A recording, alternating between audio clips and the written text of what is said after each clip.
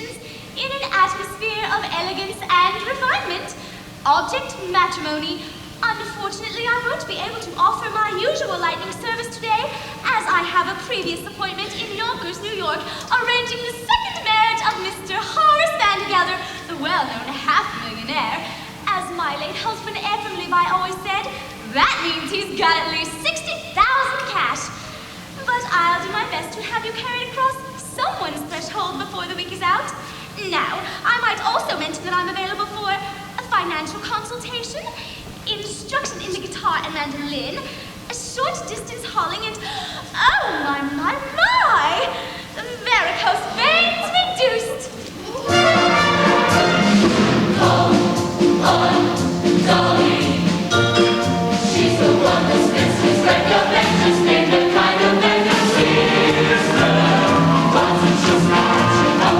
Don't get too big, baby, that's what you want.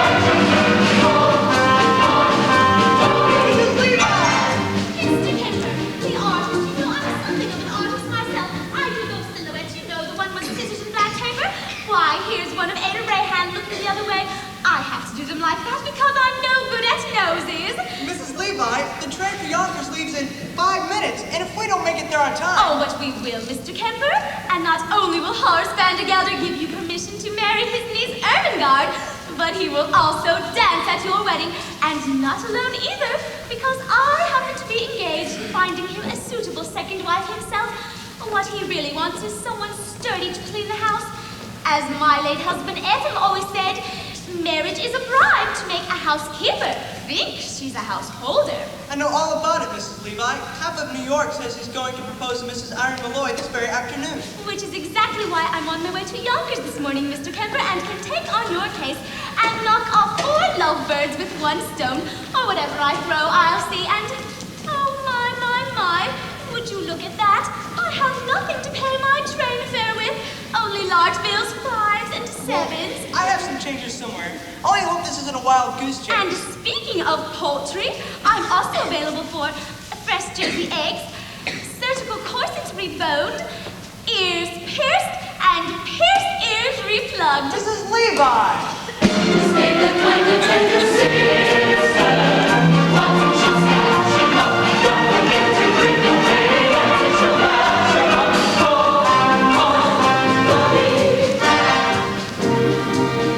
So, tell me, Mrs. Levi, what's in all this for you?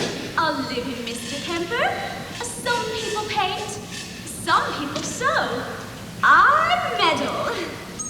I have always been a woman who arranges things for the pleasure and the profit it derives. I have always been a woman who arranges things like furniture and daffodils and lives.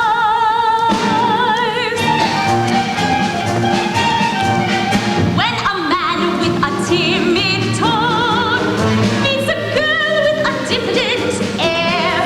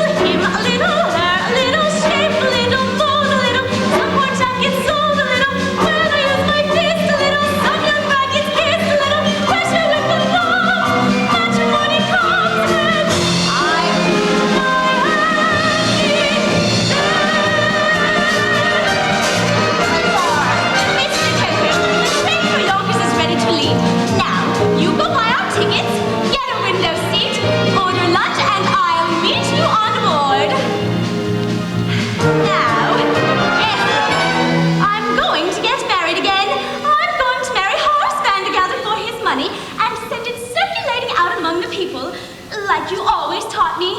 And I want a sign from you that you approve. Oh, it won't be a marriage in the sense that you and I had one, but I shall make him happy. And I'm tired, Ephraim, tired of living from hand to mouth. So I want that sign. Mrs. Levi! Sometime today. Now, don't you worry, Mr. Kemper. We'll make that train to Yonkers. You'll marry Ermengarde. Just leave everything to me. For when my little pinky wiggles, some young maid gets the giggles. When I make my knuckles active, mine who says she's so attractive. Then I move my inflexibility, and then I begin to put it. Then I twitch my paw, the prettier it's somewhere. I put my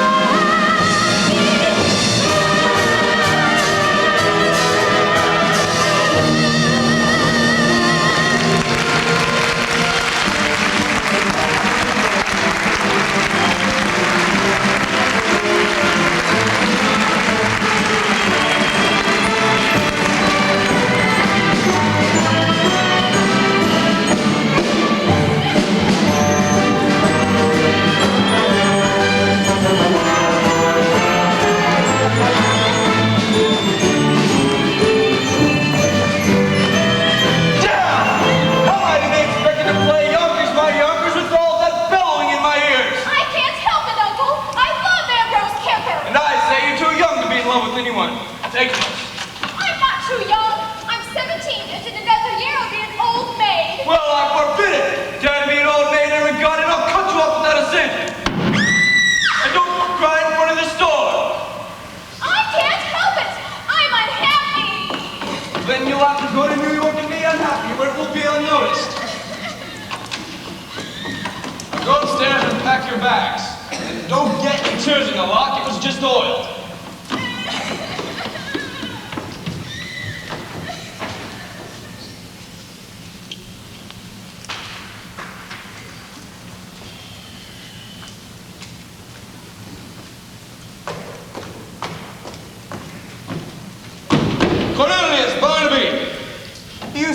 Mr. Vandergelder? I did, and I have news for you both.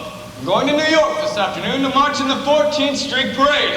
And when I return, you'll have a new mistress. But I'm too young, Mr. Vandergelder. Not your talent, damnation mine. I mean, I'm getting married again. And in honor of this occasion, I'm promoting you, Cornelius, to chief clerk. Well, what am I now, Mr. Vandergelder? You're an impertinent fool, that's what you are. I'm promoting you from impertinent fool to chief clerk. Any more questions? Yes. What? Does the chief clerk get one evening off a week? So that's how you thank me for your promotion, is it? No, sir, you'll tend to the store as usual. Now get back to work. And don't forget to put a lid on the sheep dip. Evenings off. Marrying artists. Foolishness. 99% of the people in this world are fools, and the rest of us are in great danger of contamination. Why? Even I was young once, which was foolish. And I got married, which was foolish. And I was poor, which was more foolish than anything else. And my wife died, which was foolish of her. And I grew older, which was sensible of me. And I became rich, friendless, and mean, which in Yonkers is about as far as you can go. Now I know what you're wondering now. Why a man of so much good sense would be planning something as foolish as getting married again? The answer is simple. This house without a woman is an empty shell. And awfully dirty, too. It takes a woman, all powdered and pink, to joyously clean out the drain in the sink. And it takes an angel with long golden lashes and soft dress and fingers for dumping the ashes. Yes, it takes a woman, a dainty woman, a sweetheart, a mistress, a wife. Oh, yes, it takes a woman, a fragile woman, to bring you the sweet things in life. The frail young maiden who's constantly there for washing and bluing and shoeing the mare. And it takes a female for setting the table and weaning the Guernsey and cleaning the stables. Yes, it takes a woman, a dainty woman, a sweetheart, a mistress.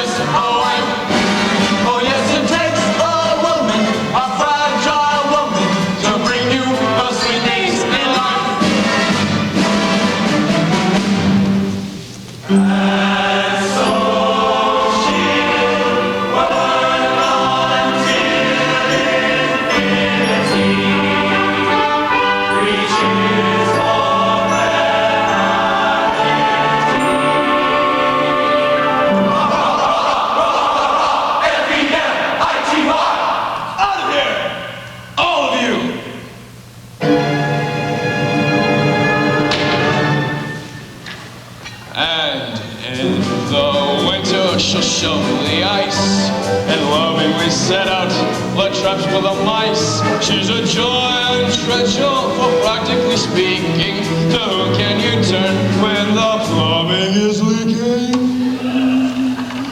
To that dainty woman, that fragile woman, that sweetheart, that mistress, that wife. Oh yes, it takes a woman, A husky woman, to bring you the sweet things in life. Oh yes, it takes a woman, a dainty woman, a sweetheart, a mistress, a wife. Oh yes, it takes a woman, a fragile woman, to bring you the sweet things in life.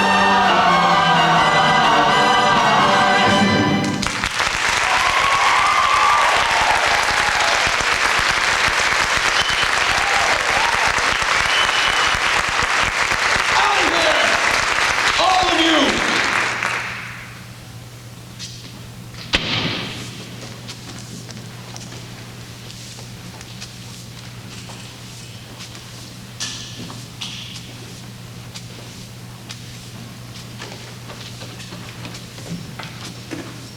Congratulations, congratulations, thousand congratulations. What? Congratulations, Mr. Vandergelder. All New York is buzzing with the news that you practically proposed to Irene Malloy.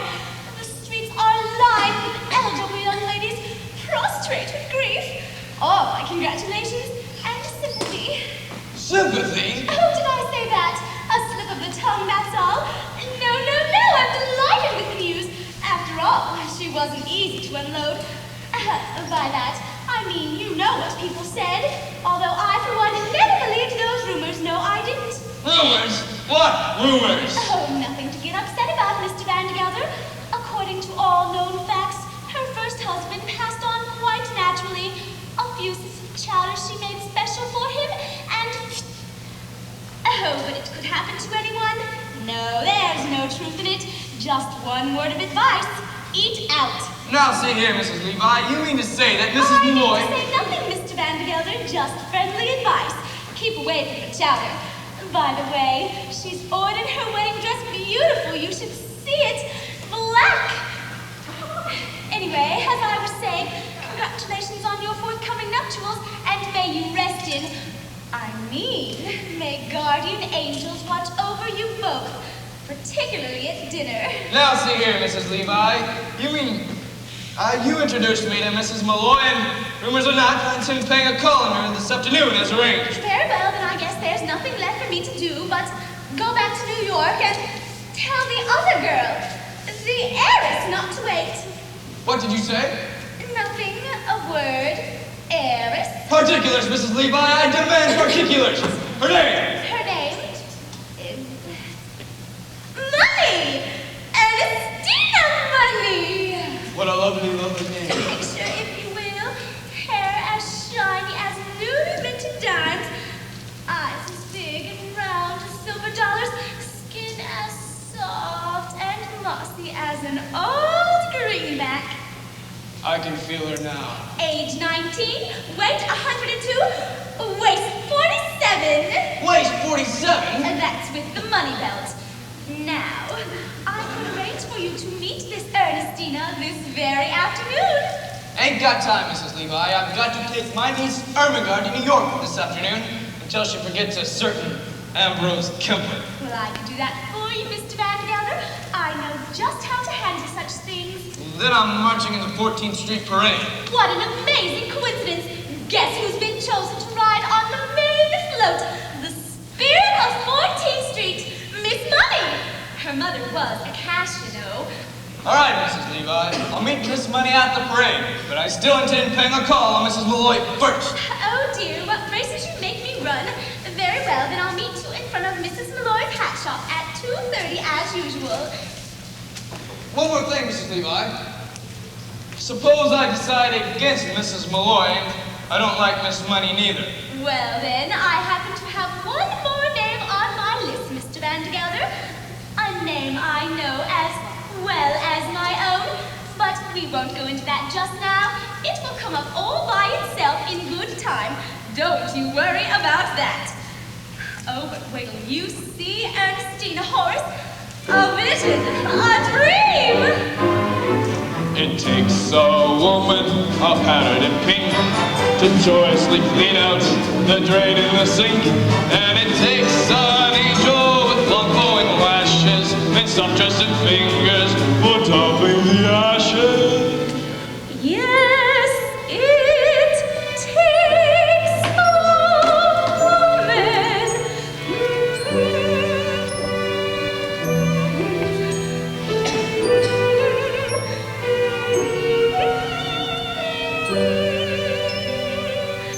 Oh, yes, it takes a woman.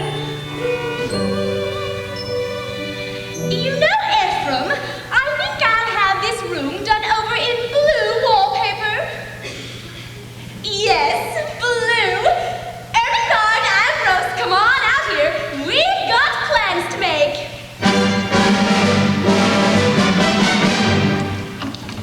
Chief clerk, promoted from chief clerk to chief clerk. And if I'm good in 10 years, I'll be promoted to chief clerk again. 33 years old and I still don't get an evening free. When am I going to begin to live? Well, you can live on holidays, Cornelius. Did you forget what I did last Christmas? All those rotten tomato cans went bad and exploded? You and I cleaned up the mess all afternoon long. Do you call that living? No. Barnaby, you and I are going to New York.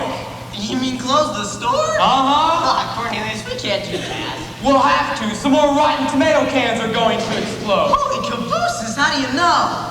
I'm gonna light this candle under them, that's how I know. They'll make such a smell, customers won't be able to come into this place for 24 hours. That'll get us an evening free. Barnaby, you and I are going to New York, and we're going to live. We're going to have a good meal, we're going to be in danger, we're going to spend our money, and we're going to be arrested. Holy cabooses! And one more thing. We're not coming back to Yonkers until we've each kissed a girl. Aw, Cornelius, you can't do that. You don't know anything. I'm 33 years old. I've got to begin sometime. Well, I'm only 17, Cornelius. It's not so urgent for me. New York, Barnaby. Elevated trains, the lights of Broadway, the stuffed well at Barnum's Museum. A stuffed whale? A stuffed well. What do you say, Barnaby? Yes, Cornelius, yes. Now, the first thing to do is to find you a job. I know. I'll teach you to dance. I'm an artist, Mrs. Levi. I paint. Well then, my card. Mrs. Dolly Levi. Painters taught how to dance. Now, there's a man, Rudolph Weisenbeber, at the Harmonia Gardens restaurant on 14th Street. I'll give you a note for him, and we'll see if we can't have you both entered in the polka contest for tonight. The prize is a week's engagement and a solid gold cup.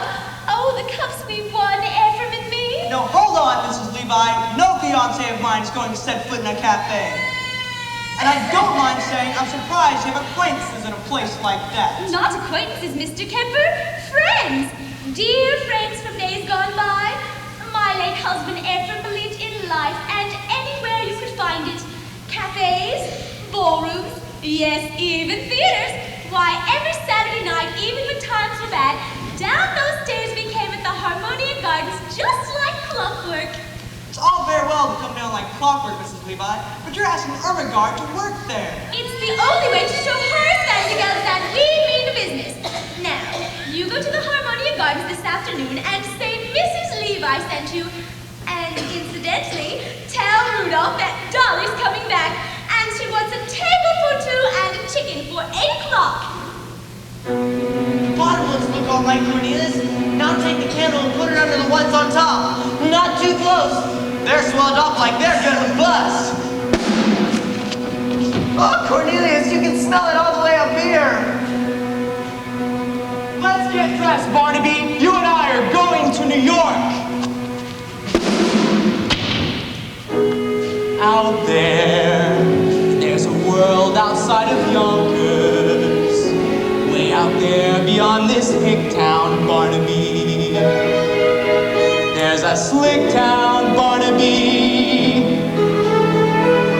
Out there, full of shine and full of sparkle.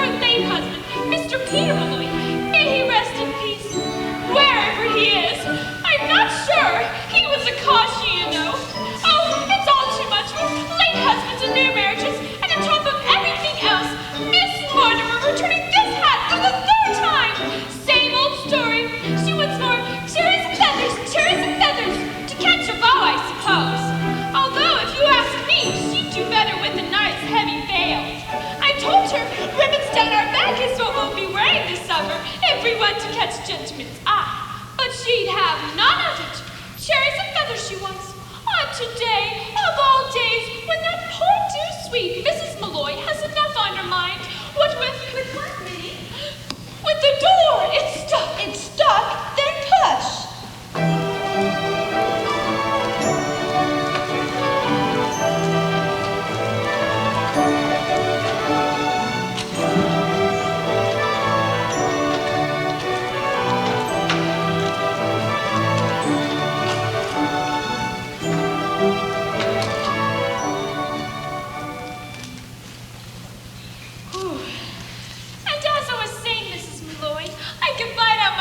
For the things I've said and the things I'm going to say. But as long as I've gone this far, I might as well go all the way. Mrs. Malloy, why? Oh, safe, Minnie. Why have I decided to marry Horace Vandergelder? Oh, Mrs. Malloy, I didn't ask you that. I'd rather die on the rack than ask such a personal question. But as long as you did bring it up. I'm marrying Horace Vandergelder for one reason and one reason alone. To get away from the millinery business. I hate hats. Mrs. Malloy. And I can no longer stand being suspected of being a wicked woman with nothing to show for it. Oh, Mrs. Malloy. Don't protest, Minnie. All millineresses are suspected of being wicked women. Why, we can't go into restaurants, balls, theaters. Why, that's all the proof they need. You take my word for it, Minnie. Either I marry Horace Vandergelder or I break out of this place like a fire engine. Oh, no. Not Miss Mortimer again. Miss Mortimer, I'll take care of it. No, Minnie. Leave it be. You can make another hat for Miss Mortimer if you like. Mrs. Malloy, you can't. You're a widow, and that hat, well, it's provocative, that's what. Is it, Minnie?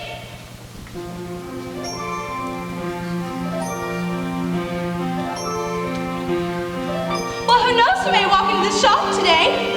Provocative may be just what I want to be. Mrs. Malloy.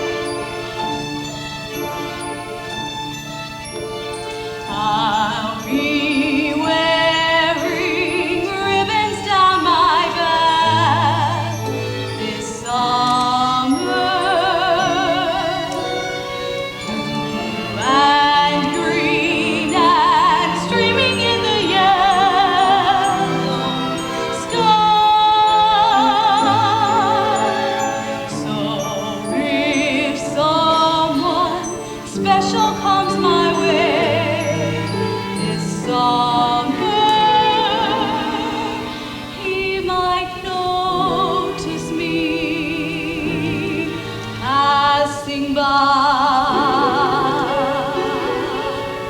And so I'll try to make it easier to find me in the stillness of July, because a breeze might stir or ripple up behind me that might happen to catch a gentleman's eye, and he might smile and take me by the hand this summer, making me recall how lovely love can be. And so I will proudly wear ribbons down my back, shining in my hair, that he might notice me.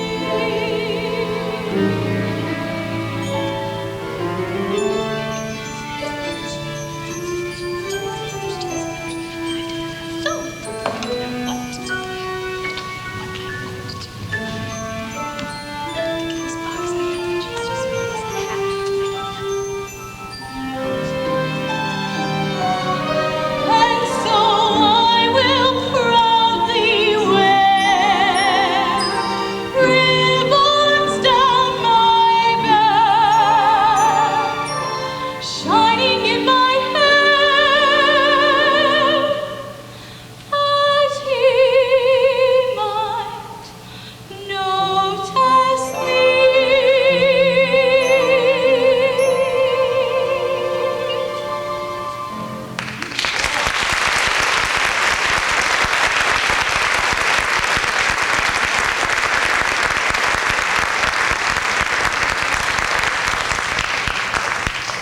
Mrs. Malloy, wild horses couldn't make me ask this next question I'm about to ask you, but I'm going to ask it anyhow. Do you love Horace Vandergelder? No, Minnie, I don't. Peter Malloy, God rest him, was my share of love, and I'm not saying I was shortchanged. Once is enough as long as it's true love, and it was at that. Minnie, look, there's two men staring at the shop. Men? Why, I do believe they mean to come in here. Men? In the shop? Oh, Mrs. Malloy, what shall we do? Do? Why, flirt with them, of course. I'll give you the shorter one.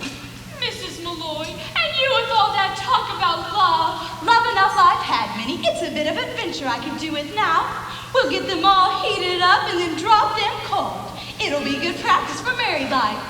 Now you go into the workroom and I know some ways we can perk up our appearances. Besides, the wait will only make them nervous and easier for us to. If you say vampire, I'll scream! Vampire! And so I'll try to make it easier to find me in the stillness of July, because a breeze might stir a rainbow up behind me that might happen to catch a gentleman's eye. Oh, Minnie, we'll get an adventure out of this yet.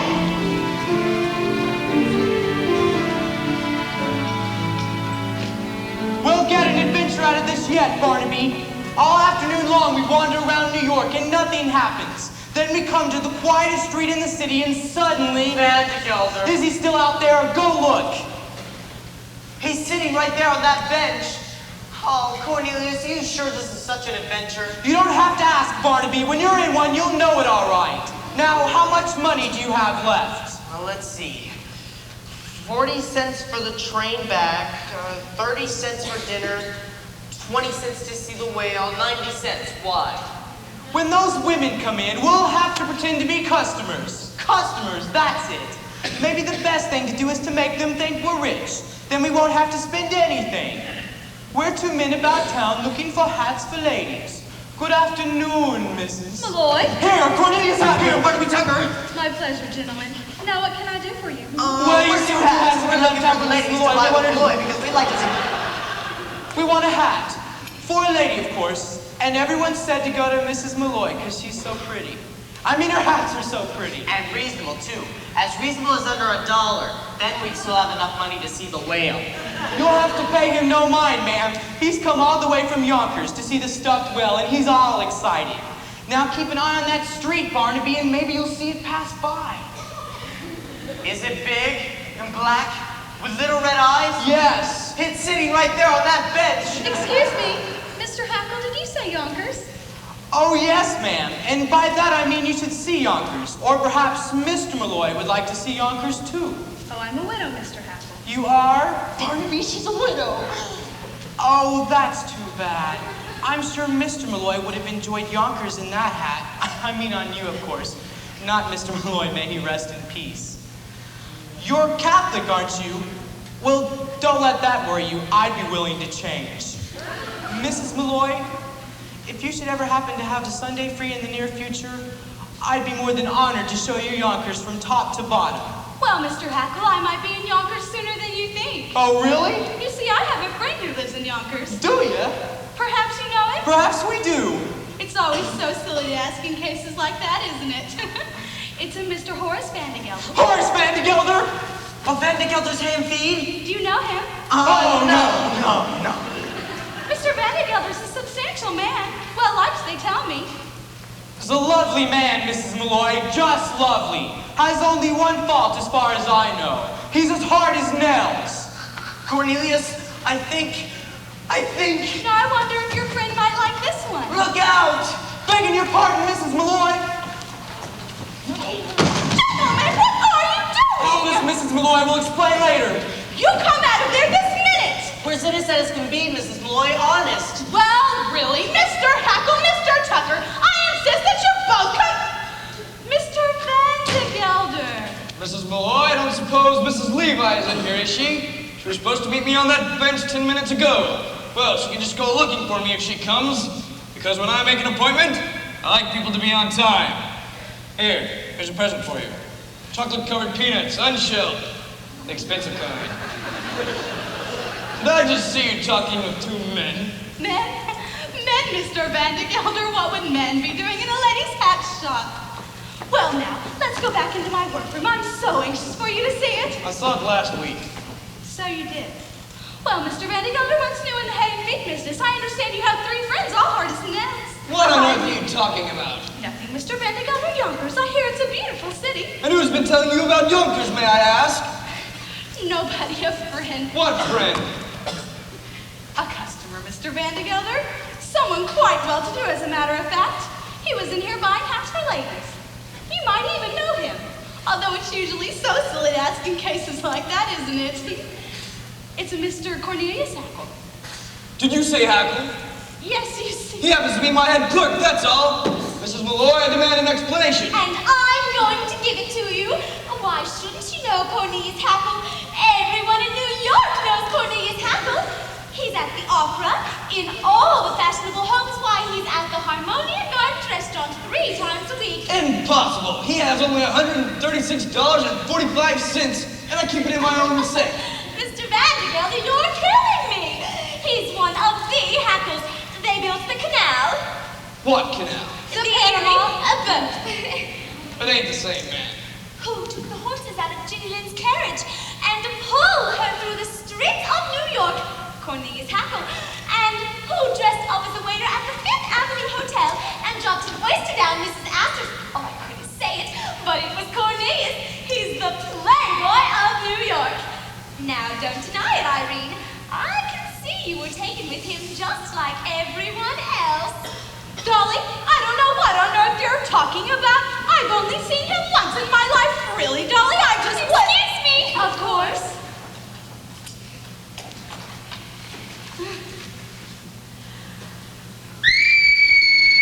Minnie, hold your tongue! But there's a man! Now, see here, if there's a man in that closet. Now, if there's a man in that closet, you'll have to stand aside. No man indeed, Mr. Vandergelder, could touch you. Those muscles, I can see them now, rippling back and forth underneath your coat. Ripple, ripple, ripple, ripple, ripple, ripple. For the last time, Mrs. Levi, will you stand aside? Stand indeed, Mr. Vandergelder. That's exactly what the courts want to know when you're accused of entering that closet without a search warrant. I mean, what do you stand for if you don't stand for the laws of this great nation? I know what I stand for. I stand for motherhood, America, and a hot lunch for orphans. Take off your hat, sir. Betsy Ross's flag is passing through. You see him on the hill at Gettysburg. Neath that great eye of the Lord. If you see him as he's tramping through the graves of wrath, stand up and march, march, march. Has this not affected you, sir? I came here at 14 years of age as a young immigrant girl from a land that oppressed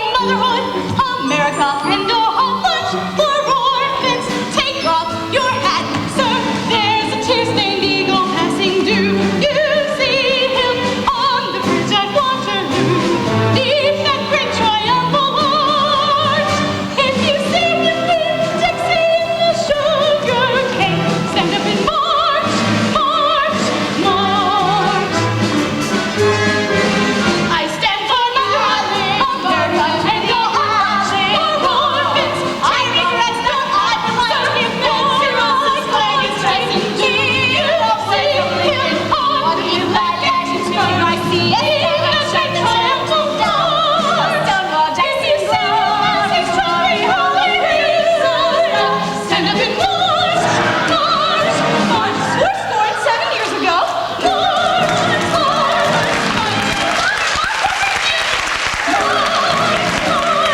Damn the torpedoes! Full speed ahead!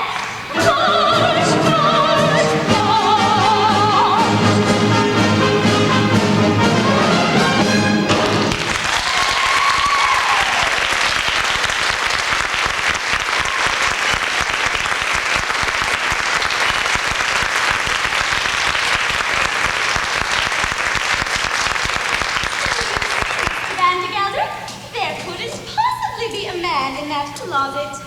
Oh, God bless you. Mrs. Malloy! All right, Mr. Vandergelder, there is a man in that cupboard. Aha! And another under that table. What the devil? And there also happens to be a very simple explanation. But for the present, good afternoon. Good Lord, the whole room's crawling with men. I'll never get over it. I take it I'll see you this afternoon, Mr. Vandergelder. You certainly will, Mrs. Levi, with a certain young lady on the main float at the end of the parade. Good day, Mrs. Malloy.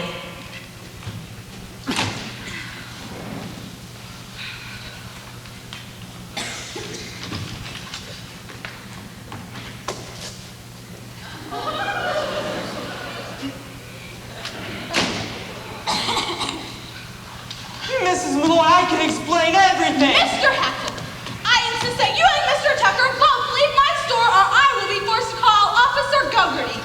Well, if you ask me, Irene, calling an officer is letting them off too easily. The law courts, that's where they belong. I've been adding up the legal offenses these two have committed. And believe me, you have enough for 2 writs, a non-compos mentis, and a garnishee. Now, the main thing to do is to show that you tried to settle it amicably first. Have dinner with them. Dinner? Is that absolutely necessary, Dolly? It's the way things are done in the law, Irene. Dinner first, garnishee afterwards. Well, if it must be, Mr. Hackle, Mr. Tucker, you may escort Miss Fay and myself to dinner.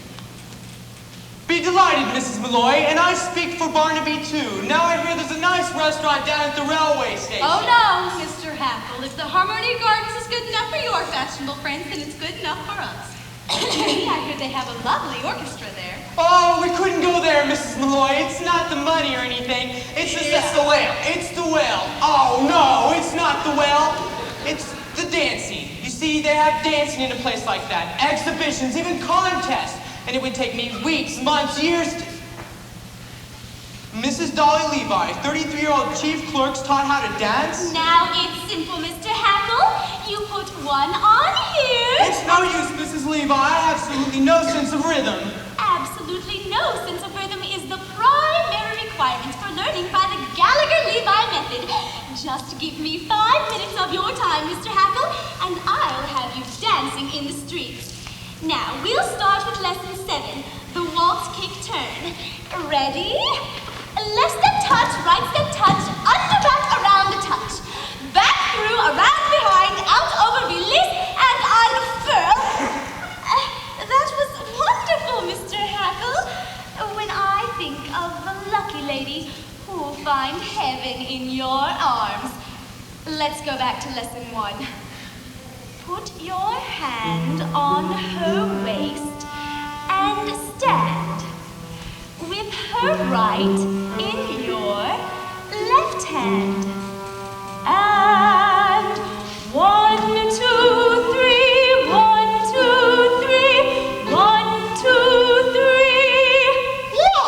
I'm dancing! Well, I was. Of course you were, Mr. Hackle. Take the someone who's on your ring. Hold on to her tight and spin. And 1, 2, 3, 1, 2, 3, 1, 2, 3. Wow! I'm dancing! Turn around and try floating through the air. Can't you feel your heart a little more aesthetic? Don't you think my dancing has a polish and a flair?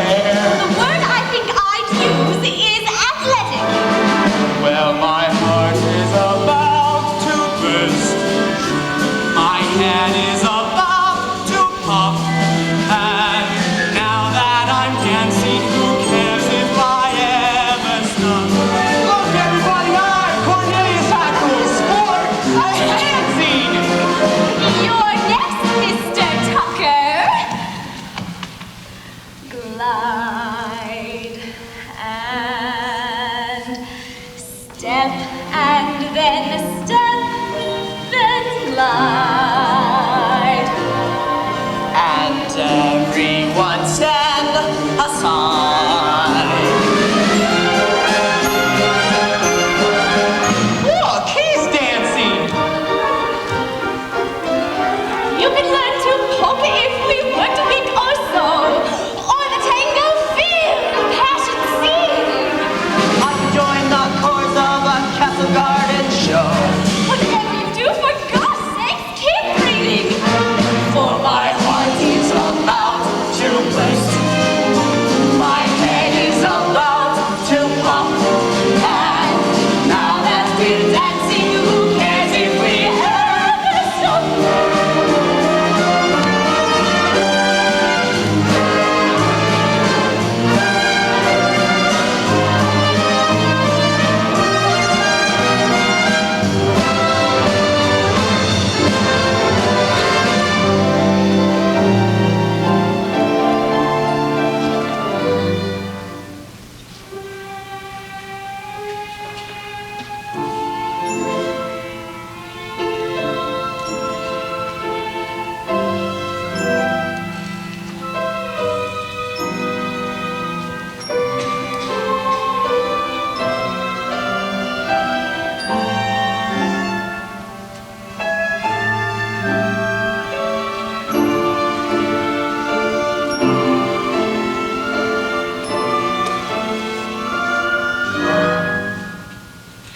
When there's someone you hardly know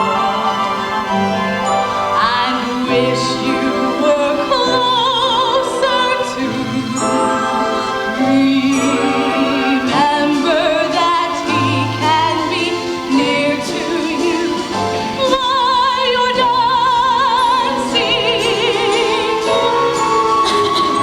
Though you only just said hello, he's suddenly someone who can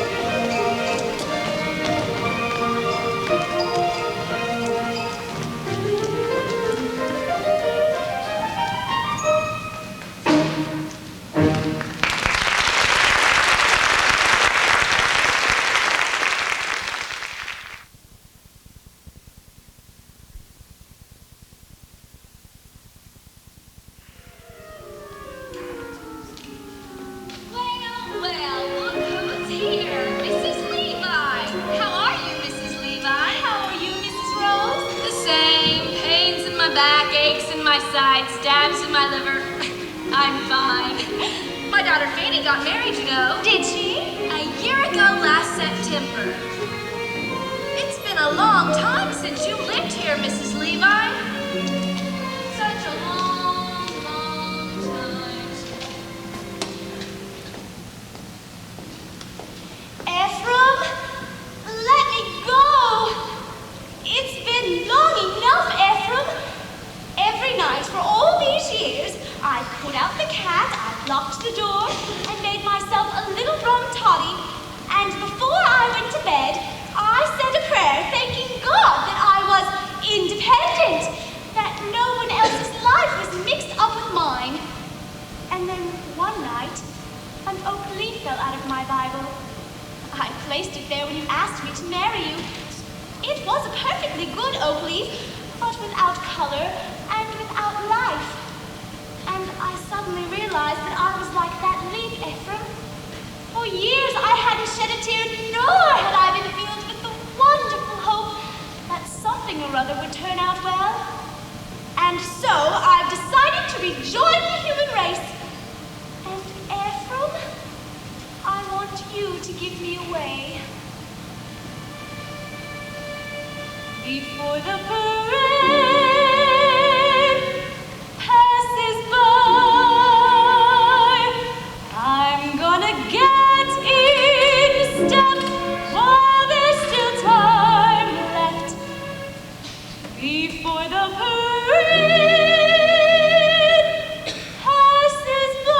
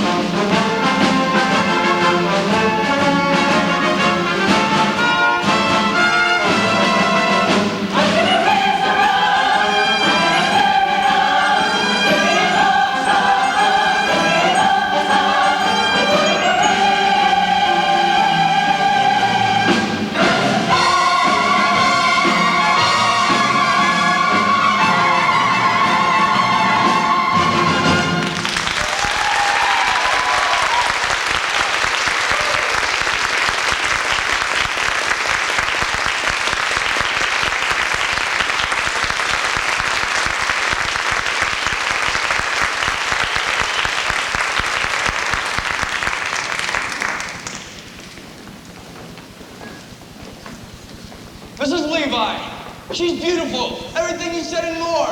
Don't move, Miss Money. I'm coming. I'm on my way. Hey, you! Cut that out. That's my fiancée. Stop, thief! Pickpocket! Put that back, you! I paid for that girl and I want all the parts! Miss Money, what have they done to you? Mrs. Levi, what is the meaning of this? Nothing to get upset about, Horace. Mrs. Money was called away on a short-term business engagement. The mint was running a little short and she's helping out, but don't you worry. She'll meet you in front of the Harmonian Gardens restaurant for dinner. But that's the most expensive restaurant in the city. And well, it should be. What food? And the fastest waiters in New York City. By the way, I might be a little late, so Miss Money will wait for you outside. Oh, but wait till you see Ernestine Horace, all dressed up in buttercup yellow, wearing big pink roses, and singing that old tune, Sweet Rosie O'Grady. You couldn't miss her if you tried. I'll be there, Dolly. Only because I've already paid for the introduction and I want my money's earned. From this point on, you're hereby discharged as my marriage broker. Is that clear? From now on, you are a woman, just like anyone else. Hey, what are you doing? Where are you taking me? Ephraim, he's as good as mine. I'm gonna raise the roof. I'm gonna carry on. Give me an old time gun. Give me an old time. Before the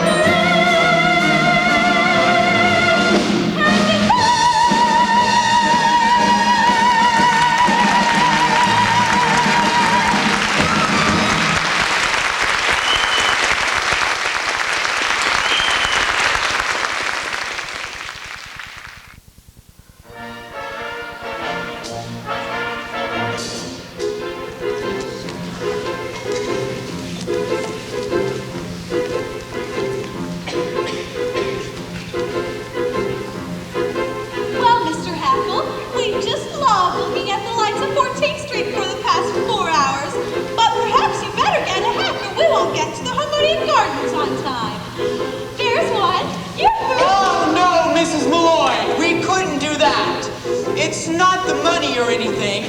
It's just that nowadays, really elegant people never take hacks. Hacks is out. They all go by streetcar. Diamond Gem Morgan, J.P. Vandergelder. Then by all means, a streetcar.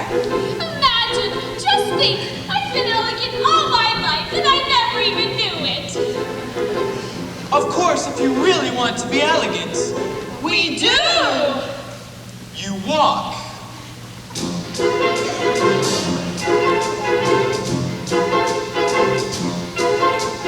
Yes, New York, it's really us on me and Cornelius. All the guests of Mr. Haskell are feeling great and look spectacular. What a knack there is to that acting like a born aristocrat. We got elegance if you ain't got elegance. You can never, ever carry it wrong.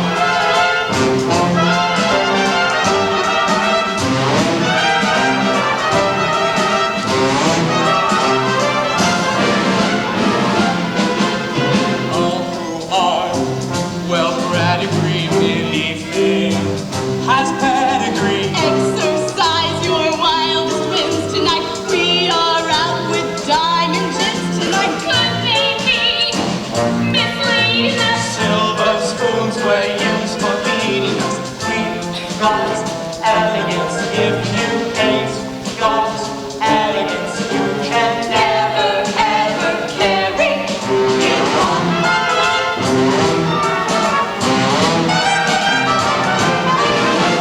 Middle class, don't seek nothing, savoir-faire. We read nothing, some were born with rags and patches, but we use dollar bills for matches and Count out too much. J.P. Morgan strips and thousand bucks. we got elegance. We were born with elegance. Have you noticed when I hold my cup, the saucer never moves? And the way I hold my pinky up into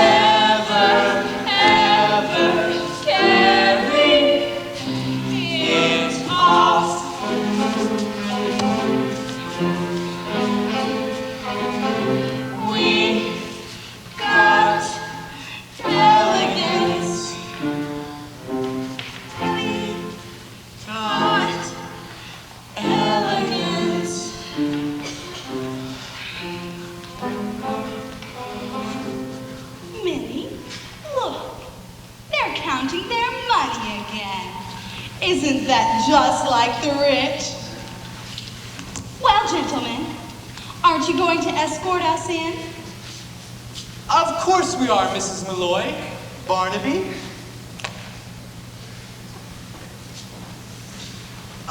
Mrs. Malloy? Yes, Mr. Hackle? As we start in... Yes, Mr. Hackle? May I put my arm around your waist? Yes, Mr. Hackle. But I must warn you, a corset is a corset.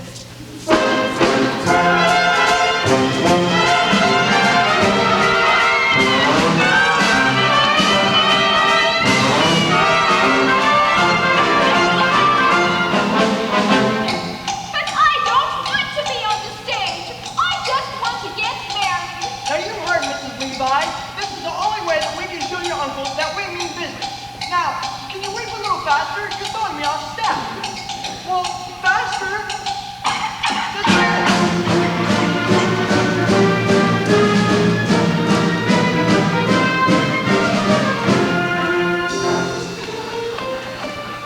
Sweet Rosie O'Grady,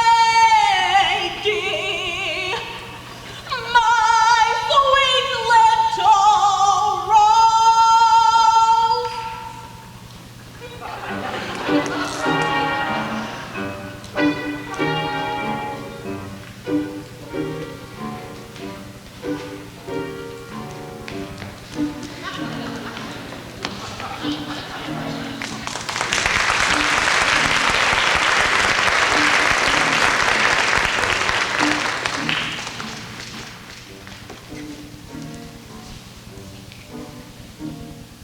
What is my order as inventor of Harmonian Gardens for your supreme commander, that tonight, of all nights, our lightning service will be twice as lightning as ever, or else.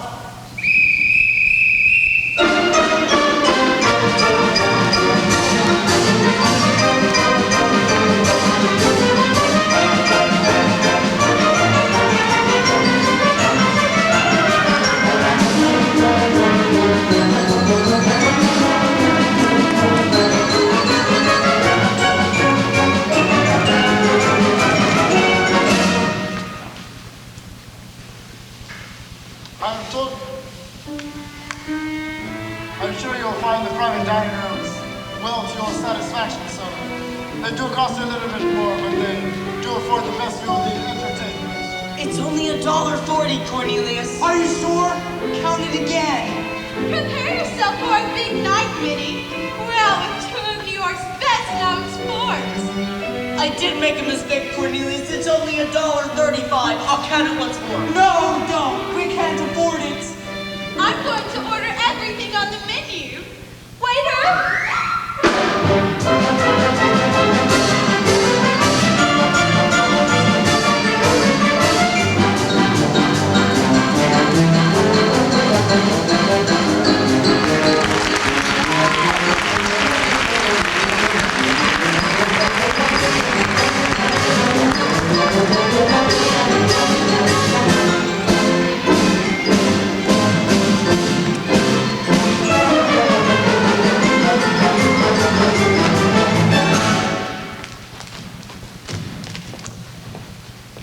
I've told you before, sir, you'll have to move. This table is reserved for Miss Levi and White. I know who you think I am. Oh, it's Vandergelder and Hardy. She's in mine, and Hardy, and I ain't hers. Mr. Vandergelder, of course. But Mrs. Levi mentioned nothing about you bringing your position. That's enough rouge, Doctor. But Mr. Levi only ordered a chicken for two. Chicken? Chickens are dear. Un pâté maison, soup de jaune, and pomme soufflé. Why didn't you tell me this was an Oriental establishment? Give me 2 bowls of rice and get out. Now, Miss Money, I understand that you carry a respectable sums in your belt. Yeah, $2. Only it's in my garter.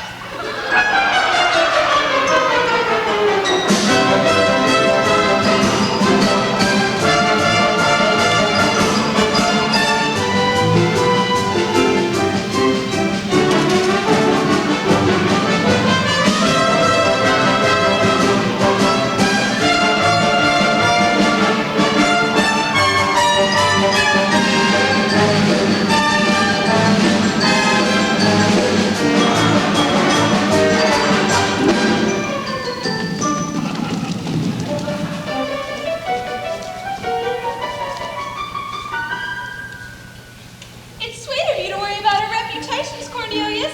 But Minnie and I don't care who sees us tonight. Well, Minnie, what have you decided? Oh, I couldn't have anything at these prices. I really couldn't. Great grindstones, what a sensible girl. Waiter, bring us 4 glasses of beer, a loaf of yesterday's bread, and some cheese. Yesterday's bread? Oh, Cornelius, now I know how you keep half of New York in stitches all the time. Minnie, have you ever eaten pheasant? Pheasant?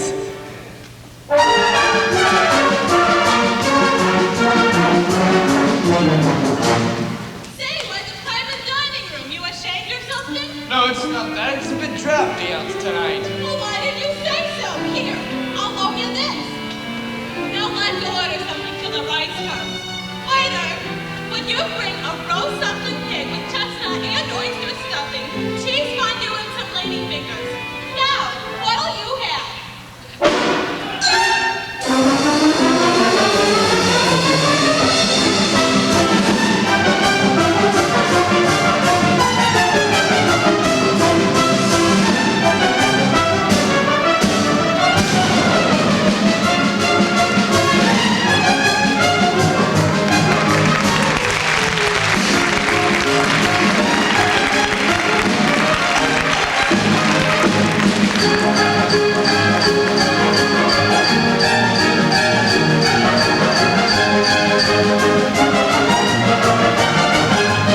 Hey, you with the big ears, what are you doing after the show?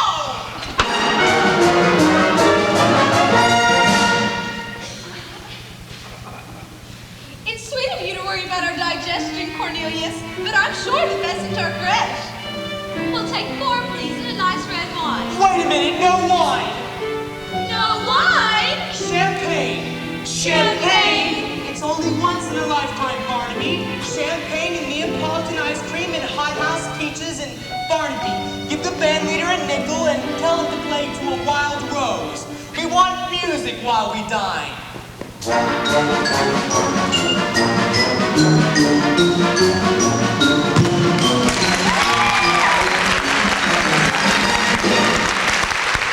Hey, this is a cafe, isn't it? Let's dance! The Vandergelders do not dance, Miss Money. We're Presbyterian. All right, I'll dance myself. Give him $2 for the band leader, will you? And tell him to play something refined. I'm gonna do the hoochie coochie! All right, Cornelius, all set for the band, but promise you won't order anything else. You wait here, Miss Money. I'll tell them to play a nice waltz.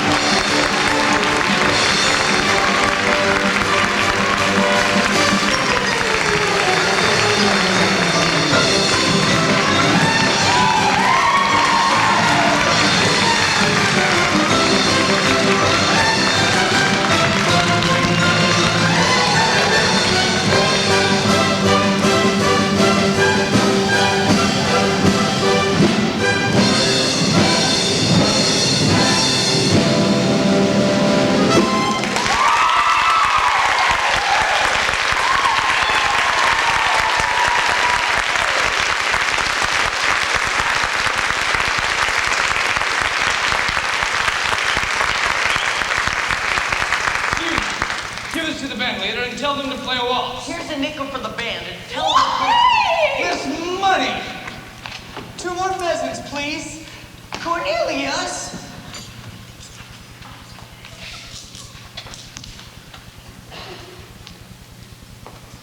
Hey, you, that's my purse. My wallet. Give me back my purse. This money, get off that chair. Your dress is in the stew. Excuse me, that's my wallet. I know it's mine because there's only $1, 3 pennies, 2 dollars. Cornelius! Cornelius! Did he say 2 pheasants? 3, 4 pheasants for the house. And who cares if I don't see a whale? I'll buy one of my own. Sir! What's this shouting? How many times have I told you not to shout, boy? This is the Armoria Gardens restaurant. But Now, sir, she's here, the lady. what? Are you sure, boy? Just like you told me, sir.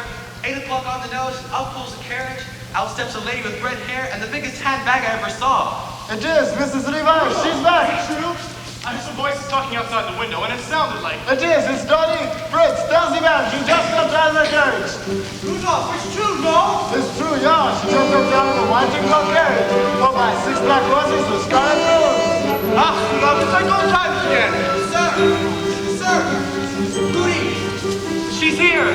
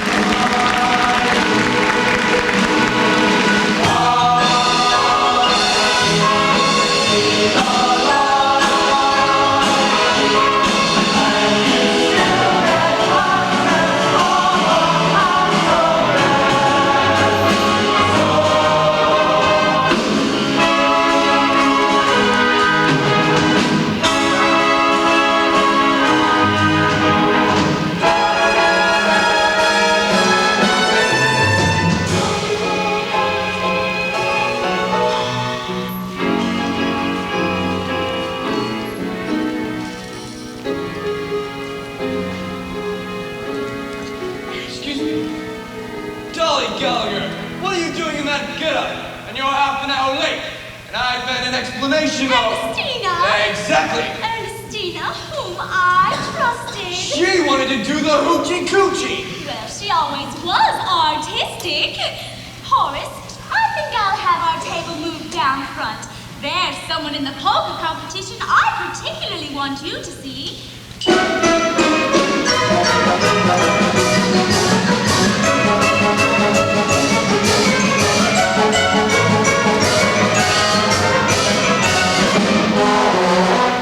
Now, let's don't say another word about it. I'm as shocked as you are. Really, I couldn't eat a thing. What have you ordered? What you wanted, a chicken. Now see here, Dolly, about the hoochie-coochie girl. Chicken? Did you say a chicken? Oh, I don't think I could face a chicken. Not a chicken. Not today. Not after what's happened. Good. Then cancel the chicken. And bring a turkey. What are you doing now? Nothing. Just looking the place over. Getting acquainted with the surroundings.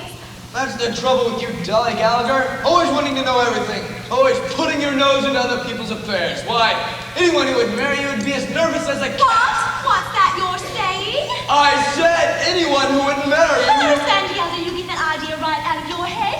Why, I'm surprised you even mentioned such a thing. Understand once and for all that I have no intention of marrying you. I didn't mean that. Well, I certainly do hope not. Horace Vandergelder, you go your way and I'll go mine. I'm not some Irene Malloy whose head can easily be turned by chocolate-covered peanuts on the shelf. Why, the idea of such a thing? Mrs. Levi, you misunderstood me. Well, I certainly do hope not. No, Horace, if I had any intention of remarrying, it would be to a far more pleasure-loving man than you. But let's not say another word about it. Here comes the waiter with our food. I'll serve Mr. Vandergelder, Rudolph. Oh, here's some white meat for you, Horace. And some dumplings larger than air they are. And some giblets very tender and very good. No, Horace, as I was saying, you go your way and I'll go mine. Now, start right in on that wine. I think you'll feel better at once. Now, since you brought the matter up, there is one more thing I think I ought to say. I didn't bring the matter up at all. One more thing I think I ought to say before we forget all about it. It's true, I'm a woman who likes to manage things, who likes to know everything, but I wouldn't want to manage anything as out of control as your household. That's something you'll have to do for yourself. God helping you. It's not out of control. Very well, let's not say another word about it. Here, Horace, have some beets. They're good. I don't like beets. That's good. No, Horace, a complaining, quarrelsome, friendless soul like you is no companion for me. You salt your beets and I'll salt mine. Would you quit saying that? Very well, I won't say another word about it. Good. Except this. At your age, you really should enjoy hearing the honest truth. My age, my age. You're always talking about my age. But I don't know what your age is, but I do know that living in Yonkers with bad food and a bad temper, it will double in 6 months' time. Now here, Horace, have some more beets. They're good. I don't like beets. I hate beets. That's good. Now dig in. Yes, Horace, the pity of it is that you could be a perfectly charming, witty, amiable man if you wanted to. I don't want to be charming. Oh, but you are, Horace. Look at you. You can't deny it. Now sit down and let's talk of something else. But before we change the subject, there's one more thing I'm going to say. Dolly Levi, I don't want to hear it, and you're wasting your time. I will not ask you to marry me. Well, I suppose that means you want me to ask you. Well, I'm sorry, Horace. I'm turning you down. How can you turn me down when I haven't asked you anything? It's no use arguing. I've made up your mind. Here, let me cut your wings. I've got a headache and I'm going back to my hotel. Well, you can't leave now. The competition's about to begin. Here's the money to pay for the dinner. Here's $20. Wait, there's nothing in here but $1, 3 dimes, 5 pennies, and a button. This isn't my purse. I've lost my purse. Barnaby, that purse you found. Impossible. I can't imagine you without your purse. It's Mr. Vandergelder's. Cornelius, we should get out of here. What am I going to do? They don't know me here. Quit eating that turkey. I can't pay for it. Horace, it's the latest thing of polka, and there's one dancer I particularly want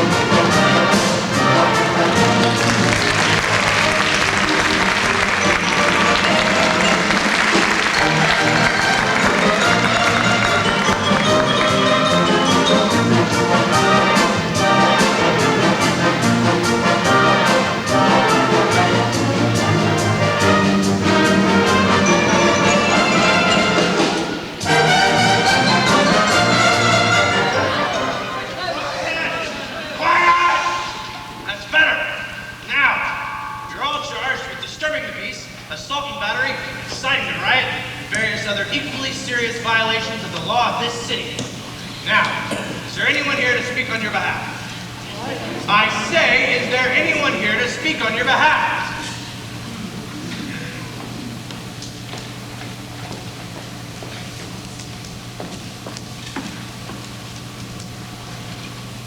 This is Dolly, Counselor. Your Honor, the defense rests. Oh, ladies and gentlemen, there is no need to call witnesses. Not when I see upon this bench a brow that gleams with honor and a nose. I ask you to look at that nose, ladies and gentlemen. A nose that shines in the night like a flaming beacon of justice. Your Honor, would you turn this way a bit so we can get a better view of your beacon? The living symbol of the motto of this great land, E probuscus unum. Your Honor, I ask for freedom for my clients and a verdict of guilty for the only real culprit, Horace Vandergelder of Yonkers, New York. Dolly!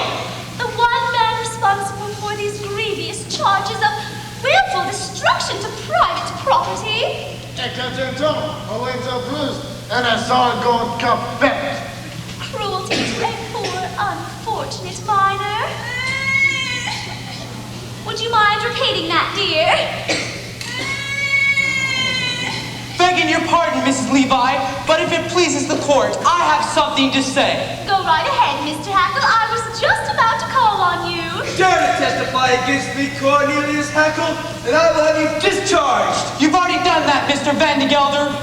I'll do it again. You've done it again, too. But even if you hadn't, I'd still say what I have to say. I don't know much about disturbing the peace or inciting to riot. But what I do know is that what happened to me today is the most important thing that can happen to a man, and might not have happened if I'd stayed in New York and obeyed your orders. Your Honor, I'm talking about none other than love. What? You mean to tell me after 33 years you've fallen in love because you took one evening off? No, Mr. Vandergelder. I didn't fall in love with Mrs. Irene Malloy of this city, and an evening, an hour, what's less than a minute? A second? Less than that. A moment. That's it. I'll go slowly so you can get it all down. It only takes a moment for your eyes to meet, and then your heart knows in a moment you will never be alone again. I held her for an instant, but my arms felt sure and strong. It only takes a moment to be loved a life long. Isn't the world full of wonderful things? There I sat, all cooped up in Yonkers for years and years, and all the time, wonderful people like Mrs. Malloy were walking around, and I didn't even know them at all. I don't know whether you can see from where you're sitting. For instance, the way her eye, forehead, and cheek come together up here. Can you? I tell you, a fine woman is the greatest work of God on earth. You can talk all you like about Niagara Falls and the Great Pyramids, but they're not in it at all. Of course, I've seen women before, but today I talked to one equal to equal. And they're so different from men, and awfully mysterious too. I bet you could know a woman 100 years and still not know whether she likes you or not. Today, I've lost so many things. My job, my future, everything that people think is important. But I don't care. Even if I have to dig ditches for the rest of my life, I'll be a ditch digger that once had a wonderful day. I missed a few words back there, Mr. Hackle, right after it only. Takes a moment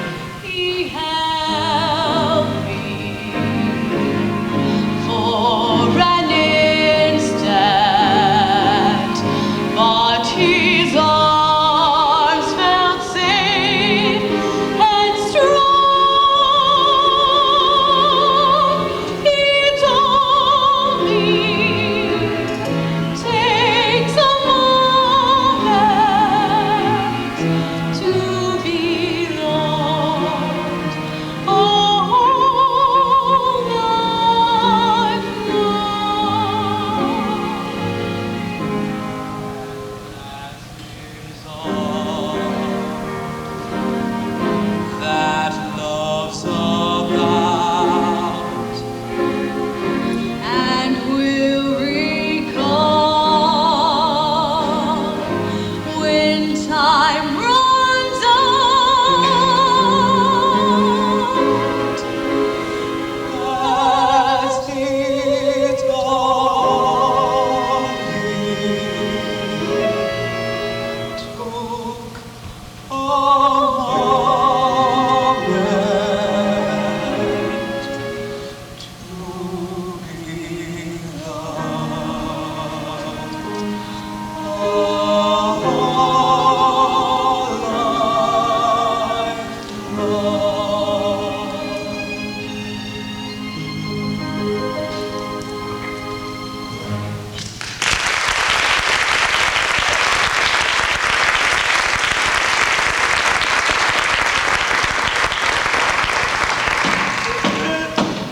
Dismissed. You're all dismissed. Except Horace Vandergelder, Yonkers, New York. You're dismissed. You're free, my children, and blessed. Go.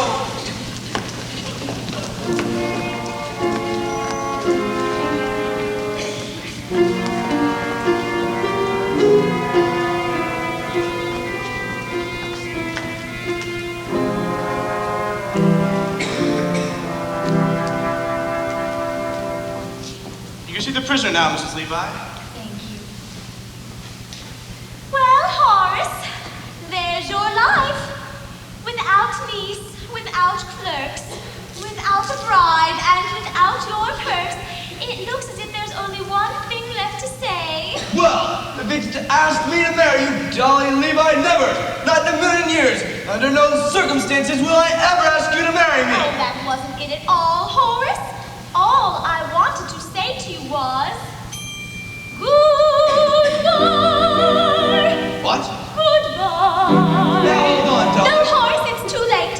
I failed, and when a woman fails, there's nothing left to say. Wait. But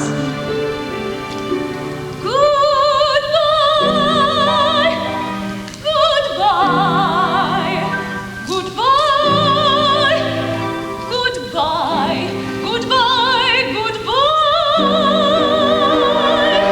Don't try to stop me, Horace.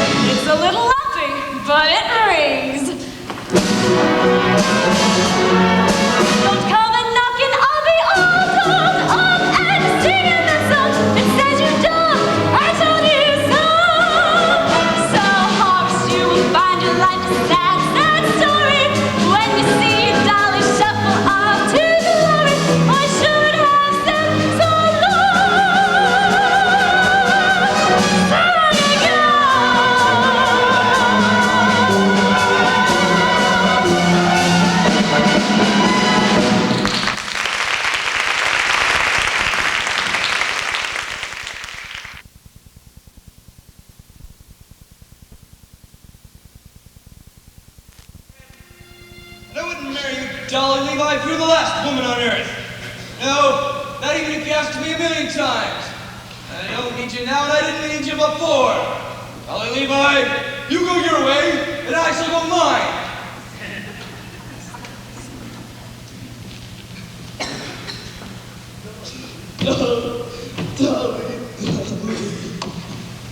You stamped, Mr. Vandergelder?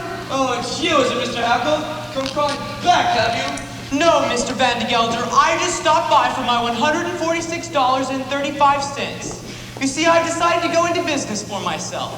And since the only business I know is hay and feed, I'm opening my own store. And Cornelius has found the perfect location, Mr. Vandergelder, right across the street from you. So, you think you can compete with Vandergelders, do you? Well, just you try. Ahem. Another one come crawling back. What do you want? My back salary for the past 4 months, $6.12. You can't do this to me. Any of you. Why, I'll go to the courts. I'll get lawyers. Why, Horace Vandergelder, as I live and breathe, if you aren't handsome standing there in that outfit, why, so few men nowadays have the courage to wear fawn yellow and taupe.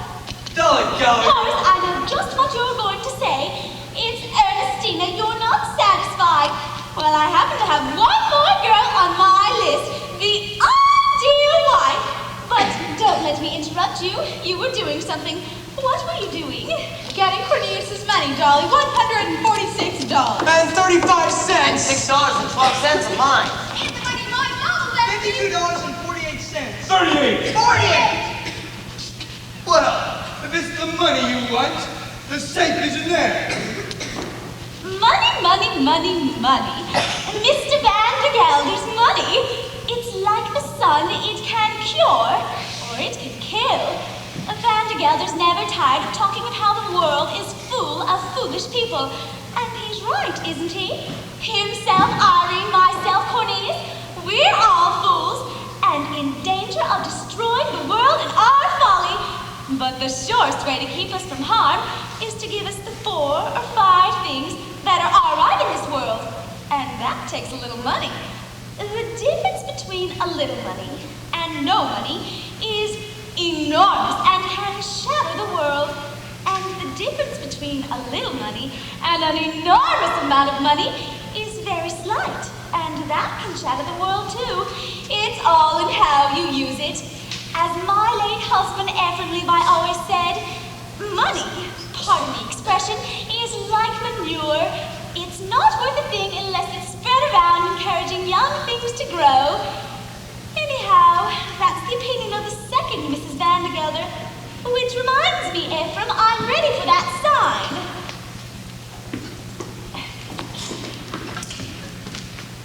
Well, what are you waiting for? It goes upstairs. Move. Well, Horace, as I was saying, I found you the ideal wife. Dolly Gallagher, I want you to find me no ideal wife. If I want an ideal wife, I'll find one of my own, and I have, and it's you. Damn it. Why, Horace.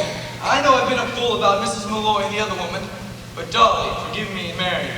Horace, stop right there. What do you mean? Well, you know as well as I do that you're the first citizen of Yonkers, and your wife would have to be a somebody. Answer me, Horace. Am I a somebody? You are, wonderful woman. Oh, you're partial. No, it wouldn't be enough for you to load your wife with money and jewels, for you to insist that she be benefactress to half the town. Which reminds me, it's bad business letting Cornelius open up right across the street for you. Better take him back and let him be your partner. And Barnaby can have Cornelius' old job. Now, see here, that way, we can all be together to dance at Ermengarde's wedding. That does it. You've gone too far. I will dance at no weddings. Besides, I don't know how. It'll take me weeks, months, years to learn it. All right, I'll dance. Oh, Horace, I never thought I'd hear you say such a thing. The front room, idiot! Move! Horace Vandergelder, what is going on up there? I just thought I'd have the front room done over in blue wallpaper. Why, Horace? I know the old wallpaper isn't worn out yet, but that fellow's just starting out and I thought I'd help him. See, I believe money, pardon the expression, is like manure. It's not worth a thing.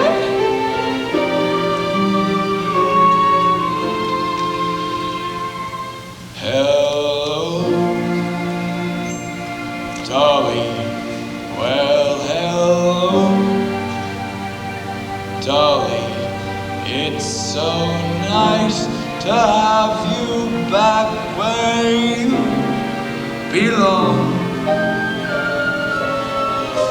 I never